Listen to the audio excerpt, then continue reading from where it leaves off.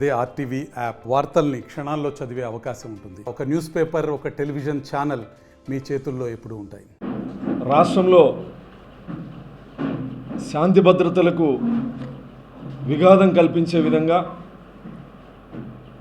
Law and order సమస్యని సృష్టించే విధంగా జగన్మోహన్ రెడ్డి గారి వ్యవహార శైలి స్పష్టంగా ప్రజలకు కనిపిస్తూ ఉంది. జగన్మోహన్ రెడ్డి గారి పార్టీ శవాల పునాదుల మీద నిర్మించబడినటువంటి పార్టీ అని ప్రతిసారి తనకు తానే నిరూపించుకుంటాడు. జగన్మోహన్ రెడ్డి రాజకీయ పార్టీ ఉనికి శవాల మీద, హత్యల మీద, వ్యక్తుల ప్రాణాల మీద ఆయన పార్టీ ఉనికి ఆధారపడి ఉందని చెప్పేసి తనకు తానే ప్రతిసారి నిరూపించుకునేటువంటి క్రమం. జగన్మోహన్ రెడ్డి గారు బయటికి రావాలి అంటే ఎవరైనా చావాలి లేదా ఎవరినైనా చంపాలి.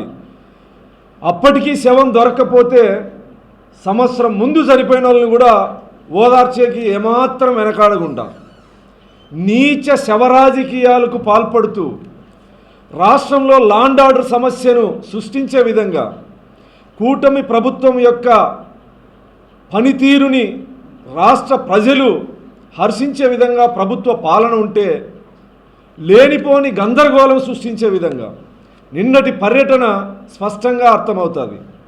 జగన్మోహన్ రెడ్డి గారు పర్యటనకి అనుమతి పోలీసులు కోరిన వెంటనే పోలీసులు స్పష్టంగా జగన్మోహన్ రెడ్డి గారికి, వాళ్ళ పార్టీకి, వాళ్ళ నాయకులకి చెప్పడం జరిగింది.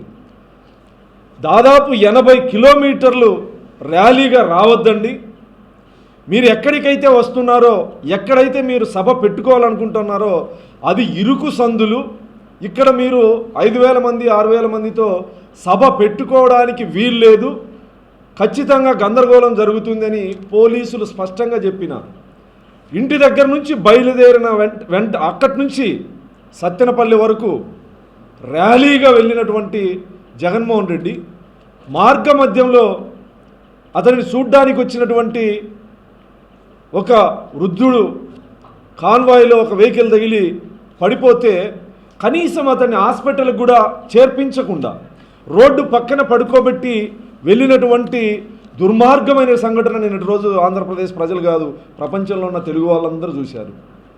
కనీస మనస్సాక్షితో ఆలోచించి, అంటే నోరుంది కదా, సాక్షి ఉంది కదా, పేపర్ ఉంది కదా అని ఇష్టానుసారం వారం రోజుల నుంచి వైఎస్ఆర్ కాంగ్రెస్ పార్టీ నాయకులు కూటమి ప్రభుత్వం వేధింపులతో మరణించారు. కూటమి ప్రభుత్వం చెప్పిందా 30 కోట్లు బెట్టింగ్ వేయమని? నీ స్థాయిని మరిచి బెట్టింగ్లు వేసుకోమని కూటమి ప్రభుత్వం చెప్పిందా? లేదా కూటమి ప్రభుత్వంలో పోలీస్ అధికారులు చెప్పారా? జూన్ 4వ తారీఖు ఫలితాలు వస్తే, జూన్ 5వ తారీఖు నువ్వు ఆత్మహత్య చేసుకుంటే, జూన్ 9వ తారీఖు మరణిస్తే, జూన్ 12వ తారీఖు వచ్చిన ప్రభుత్వానికి ఏమి సంబంధం? నీకు నిజంగా నీ పార్టీ కార్యకర్త నాగమల్లేశ్వరరావు కుటుంబం మీద నీకు నిజంగా ప్రేమ ఉంటే చనిపోయినప్పుడు ఏం చేశారు? కనీసం ఆ కుటుంబానికి ఆర్థికంగా భరోసాని ఇవ్వగలిగారా? మీడియా ముందుకొచ్చి ప్రస్తుతం ఈ 1 ఇయర్లో చంద్రబాబు గారి పరిపాలనలో ఏదో జరిగిపోతుందని చెప్పి ప్రజల మీద రుద్దడానికి వచ్చినటువంటి మీరు ఈరోజు ఏం నటిస్తానంటే రైతుల మద్దతు ధర గురించి బొబ్బబ్బబ్బబ్బబ్బా. అసలు కమల్ హాసన్ అపరిచితుల విక్రమ్ గారు కూడా, కమల్ హాసన్ గారు, విక్రమ్ గారు కూడా ఈయన నటన ముందు వేస్టే. నీ పులివెందుల నియోజకవర్గంలో ఒక చీనీ రైతు నీ ప్రభుత్వంలో మద్దతు ధర లేదు, ఈ ప్రభుత్వంలో రైతులకి అండదండలు లేవు అని పాయిజన్ తీసుకొని సెల్ఫీ వీడియో తీసుకొని చనిపోవడం జరిగింది. రైతులందరినీ పక్కన పెట్టు, కనీసం ఆ రైతు కుటుంబాన్ని పరామర్శించావా? చంద్రబాబు నాయుడు గారు మాట ఇచ్చారు, ఎంతమంది పిల్లలుంటే అంతమందికి తల్లికి వందనం డబ్బులు వేస్తామని చెప్పి. ఈరోజు రాష్ట్రంలో ఉన్నటువంటి తల్లులు, ప్రజలు ఆనందంగా కూటమి ప్రభుత్వానికి హర్షం వ్యక్తం చేస్తూ ఉంటే దాన్ని డైవర్ట్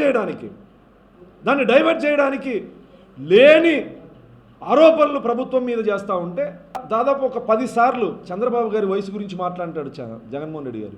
నేను సవాల్ విసురుతా ఉన్నా, తిరుమల కొండ చంద్రబాబు నాయుడు గారి కంటే అరగంట ముందు నువ్వు ఎక్కగలవా? నీ వయసుకి ఆయన వయసుకి తేడా ఉంది. రెడ్ బుక్ రాజ్యాంగం, రెడ్ బుక్ అనేది ప్రజలకు సంబంధించిన అంశం కాదు. రెడ్ బుక్ అనేది కేవలం వైఎస్ఆర్ కాంగ్రెస్ పార్టీలో మా కార్యకర్తల్ని హింసించిన వాళ్ళకి, మా కార్యకర్తల్ని హత్య చేసిన వాళ్ళకి, ప్రజల్ని హింసించినటువంటి దుర్మార్గమైనటువంటి నాయకులకే వర్తిస్తుంది, ప్రజలకు కాదు, ప్రజాస్వామ్యానికి కాదు. డాక్టర్ బాబాసాహెబ్ అంబేద్కర్ రాజ్యాంగానికి ఎటువంటి ఆటంకాలు ఉండవు. ప్రజాస్వామ్యబద్ధంగా పరిపాలించేటువంటి వ్యక్తి చంద్రబాబు నాయుడు గారు, రాజ్యాంగానికి లోబడి వ్యవహరించేటువంటి వ్యక్తి చంద్రబాబు నాయుడు గారు. అసలు ఉత్తమ పురుషుడు ఎందుకు అరెస్ట్ చేశారు మా భాస్కర్ని నాకు అర్థం కాలేదు. నీ తలుపుకు తట్టే రోజులు కూడా దగ్గరలో ఉన్నాయి జగన్మోహన్ రెడ్డి గారు. మద్యం కేసులో ఎంతమంది ఉన్నా కూడా అందరినీ వన్ బై వన్ తీసుకొని వస్తారు.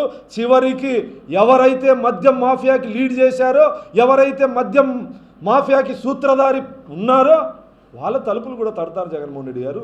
నీకు చెప్పి అరెస్ట్ చేయాల్సిన అవసరం. మరిన్ని వీడియోస్ కోసం ఛానల్ ని సబ్స్క్రైబ్ చేయండి. లేటెస్ట్ అప్డేట్స్ కోసం వాట్సాప్ ఛానల్ ని ఫాలో అవ్వండి. ఆ లింక్ డిస్క్రిప్షన్ లో ఉంది.